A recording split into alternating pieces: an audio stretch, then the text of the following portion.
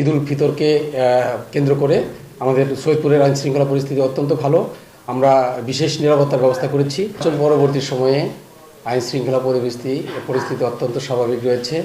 আপনারা জানেন শান্তি শৃঙ্খলাভাবে এই নির্বাচন সারা বাংলাদেশে অনুষ্ঠিত হয়েছে এবং নির্বাচন পরবর্তী সময়ে আমাদের স্বরাষ্ট্রমন্ত্রী মহোদয় নিজেই ডিক্লেয়ার করেছেন কোনো ধরনের মব তৈরি করা যাবে না এবং মব তৈরি করলে তাকে আইনের আওতায় আনা হবে। সেই লক্ষ্যে আমরা কাজ করছি এবং আসন্ন ঈদ উল ফিতরকে কেন্দ্র করে আমাদের সৈয়দপুরের আইন শৃঙ্খলা পরিস্থিতি অত্যন্ত ভালো।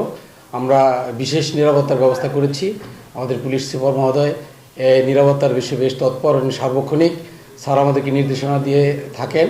আমরা এই বাজারের কাপড়পট্টি তারপর প্লাজা থেকে শুরু করে প্রত্যেকটা মার্কেটে পুলিশ দিয়েছি এবং সার্বক্ষণিক আমাদের মোবাইল টিম ঘোরাফেরা করছে। যেখানে কোনো অপরাধের কথা শুনছি আমরা তাৎক্ষণিকভাবেই ব্যবস্থা নিচ্ছি। কেউ যদি মনে করে যে ঈদকে সামনে রেখে কেউ অপরাধ করবে তা তাৎক্ষণিকভাবে আইনের আওতায় আসবে। সব মিলে আমাদের সৈয়দপুরের পরিস্থিতি ভালো রয়েছে, আইন শৃঙ্খলা সুন্দর রয়েছে। সবাই আনন্দ উৎসব মুখর পরিবেশে ঈদ উদযাপন করবেন এবং কেনাকাটা করবেন এই প্রত্যাশা থাকলো। সকলকে ঈদের শুভেচ্ছা জানাচ্ছি। অগ্রিম ঈদের শুভেচ্ছা, ঈদ মোবারক।